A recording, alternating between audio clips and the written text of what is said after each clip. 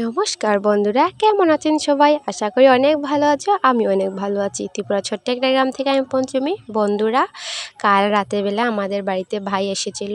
তো মা দেখো কী কী দিয়ে পাঠিয়েছে। এখানে মিষ্টি কুমড়োর ডেটা আর পাতাটি অনেক ভালো, ওটি দিয়ে শাক করব, যেহেতু আমার বাবা শাক খেতে ভালোবাসে। তারপর দেখো এখানে ঢেঁকির শাক দিয়ে পাঠিয়েছে। এটা সব কিন্তু আমাদের বাড়িরই। তারপর একটা জিনিস তোমাদেরকে দেখাবো আর কি। জানি না কে কে খেতে এত বেশি ভালোবাসো, আমার তো ভালো লাগে।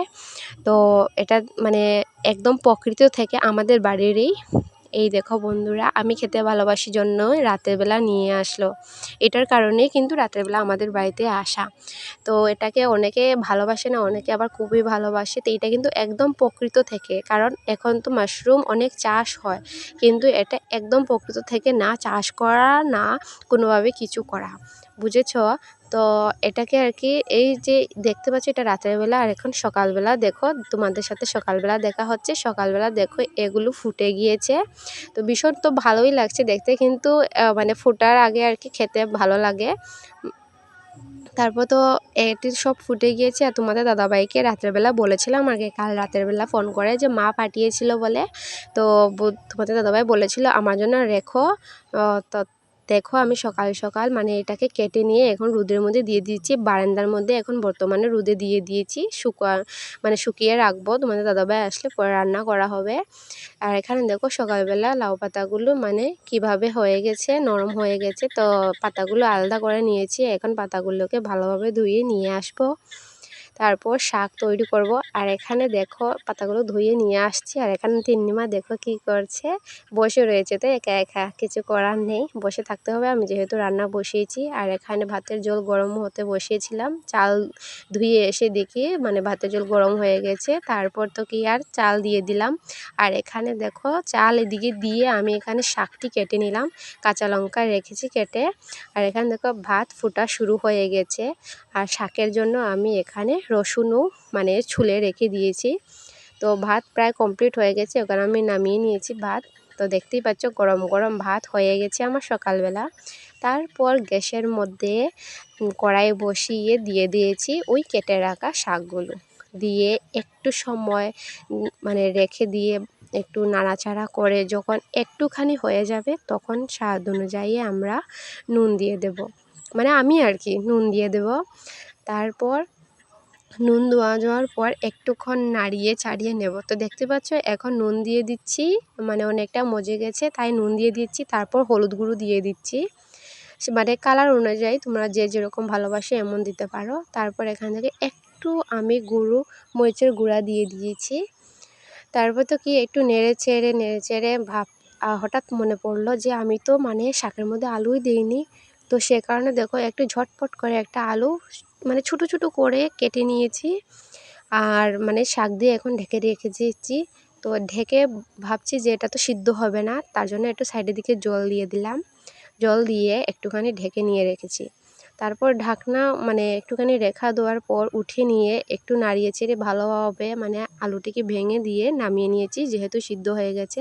তারপর ওই কড়াইয়ের মধ্যে আবার তেল দিয়ে দিয়েছি রসুন সম্বাস দিয়ে শাকগুলো দিয়ে এখন নামিয়ে নেব। শাক তো প্রায় হয়ে গেছে। তো তোমরা দেখে বলো তো শাকটা কেমন হয়েছে। আমার তো ভীষণ ভালো লেগেছে, খেতেও ভীষণ ভালো হয়েছে।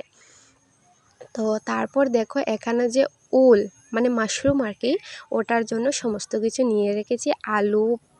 আলু পেঁয়াজ মরিচ কাঁচা লঙ্কা, আর এখানে রসুন আদা। আর এখানে রসুন আদাগুলো মানে এখানে বেটে নেব, কুটনিতে কুটে নেব আর কি। তো এখানে দেখো আমার কুটা হয়ে গেছে রসুন, মানে আদা রসুন কাঁচামরিচগুলো কুটা হয়ে গেছে। আর এখানে আবার আমি মাশরুমগুলোকে ভালোভাবে ধুয়ে কেটে নিয়েছি। এখন চুলার মধ্যে কড়াই বসিয়ে কড়াই গরম হয়ে যাওয়ার পর দিয়ে দেব একটু তেল দিয়ে তারপর এখানে দিয়ে দেব একটা মানে তেজপাতা টুকরো করে। তারপর দিয়ে দিলাম কুচি করা পেঁয়াজ। তারপর একটু সময় ভালোভাবে নাড়িয়ে চাড়িয়ে দিয়ে দিলাম আলু, কেটে রাখা আলুগুলো দিয়ে দিলাম। আলু দিয়ে আবার একটু সময় নাড়িয়ে চাড়িয়ে তারপর দিয়ে দিলাম কুটে রাখা মশলাগুলো দিয়ে আবার একটু সময় নাড়িয়ে চাড়িয়ে ভালোভাবে নাড়িয়ে চাড়িয়ে দিয়ে দিলাম মানে যে কেটে রেখেছিলাম মাশরুম, ওল এটা। তো কারা কারা ওল খেতে ভালোবাসো অবশ্যই কমেন্টে জানিও। তো তারপর ওল দিয়ে একটু ভেজে মানে ভালোভাবে মানে মিক্স করে আর কি। এখন নুন দিয়ে দিচ্ছি, তারপর দিয়ে দিচ্ছি হলুদের গুঁড়ো, তারপর দিয়ে দিলাম লঙ্কার গুঁড়ো। তো তোমরা যা যেমন ভালোবাসো তেমন কালার দিতে পারো, স্বাদ অনুযায়ী তোমরা নুন দিয়ে দিও। তারপর দিয়েছি জিরের গুঁড়ো, ধনিয়ার গুঁড়ো। তারপর একটু সময় ঢাকনা দিয়ে দিয়েছি।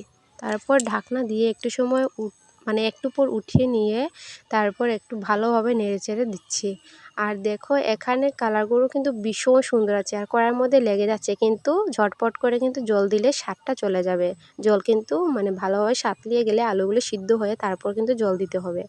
তো এখান থেকে জল দেওয়ার পর তো ভীষণ ভালো লাগছে, আর কিন্তু বেশি ঝোল দিলে স্বাদ হবে না। আর এখানে দেখো তিন্নিমা কিন্তু ঘুরতে গিয়েছিল দাদুর সাথে, এখন চলে আসছে। তো তিন্নিমা আসছে আর আমার একদিকে রান্নাই কমপ্লিট হয়ে যাচ্ছে। তো এখানে দিয়ে দিয়েছি আমি মানে মানে যখন ফুটতে শুরু হয়ে গেছে জল দেওয়ার পর, তখন দিয়ে দিয়েছি এখানে আমি গরম মশলা দেওয়া যাওয়ার পর বাবার জন্য ভাত বেড়ে নিয়েছি, যেহেতু তরকারি হয়ে গেছে। তো এখানে গরম ভাত, শাক, তারপর লেবু, নুন দিয়ে ভাত বেড়ে নিয়েছি। আর এখানে দেখো যে সকালবেলা করেছি তরকারি, মাশরুমের তরকারি, খুব সুন্দর কালার এসেছে, কিন্তু ক্যামেরার জন্য বেশি লাল লাল দেখাচ্ছে, তেমনটা কিন্তু নয়। আর এখানে দেখো ঝিঙে তরকারি রাতের বেলা ছিল, সকালে গরম করে নিচ্ছি, আলু দিয়ে ঝিঙে দিয়ে মাছ দিয়ে তরকারি ছিল। তোমাদের কাছে ভিডিওটা কেমন লেগেছে অবশ্যই কমেন্টে জানিও। ভালো লাগলে লাইক কমেন্ট শেয়ার করতে ভুলো না। দেখা হচ্ছে পরের ভিডিওতে, ততক্ষণের জন্য বাই, টাটা।